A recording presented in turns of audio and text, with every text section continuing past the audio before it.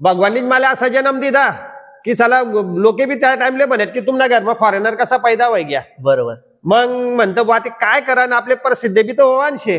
मग एक रोज मी असा एक केसीपीसी वाढायली जात आणि नाव ठेवी तर खानदेशी फॉरेनर. त्या दिन पाहिजे लोके मला खानदेशी फॉरेनर म्हणायला लागायचं. बरोबर बरोबर. जटे बी घेतलं खानदेशी खानदेशी फॉरेनर. पण तकलीफ बी शे. बरोबर. आणि ते मुंबई माझे गहू तर आपल्या ज्या भीक मागणारा पोरे या मागे लाग जातस. अरे बापरे खरं पोरे.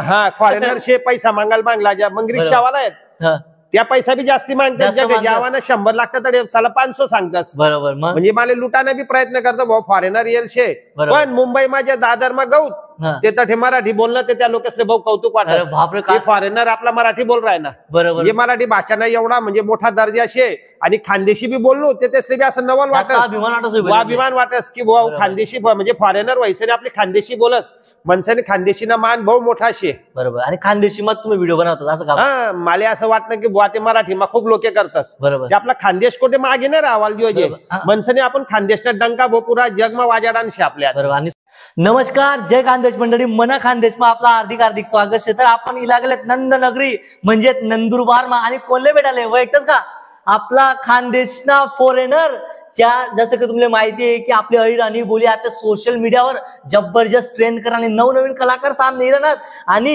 एक व्यक्ती आहे ज्या खानदेशी फॉरेनर नावावर अख्खा खानदेश मा नाही त्या खानदेशी लोक जेटे बी राहतात ना तर त्याची प्रसिद्धी आहे. त्यासले त्या दिखतात लोक सांगतात ओ खानदेशी फॉरेनर. बरं तर या खानदेशी फॉरेनर याचं मूळ नाव काय आहे आणि याचं खानदेशी फॉरेनर आहे नाव कसं काय बनाय त्याचं संख्या बातचीत करणार आहेत. खानदेशी फॉरेनर दादा आपलं स्वागत आहे आपल्या चॅनल मा. जय खानदेश. जय खानदेश. तर पहिले तर आपला खानदेशी फॉरेनर ओरिजिनल नाव काय आहे? भाऊ म्हणे नाव शे अरुण सोनार. सुरत मा सुद्धा तुमचं नाव आहे बरं. तुम्ही एकदम आणि मग तुम्ही असं स्टुडिओ बनवले एकदम आगळा वेगळा.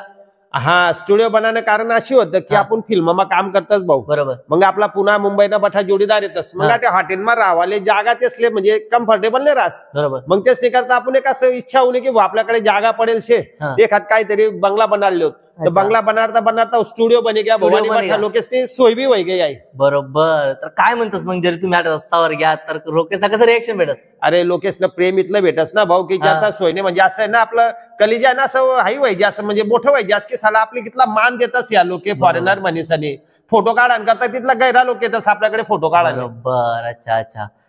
तर मग आता पुढे काय करणे आपल्या कशा प्रकारे करणे गाणं वगैरे असं? हा आता म्हणा एक आगामी असं शे म्हणा त्यात एक हिंदी पिक्चर बी राहणार 2025 मा हॉरर पिक्चर आपला 25 पिक्चर व्हायचे आलाय. आमिर खाननी जोडे शे नवाजुद्दीन सिद्दीकी आहे जवळ आहे हिंदी पिक्चर शे.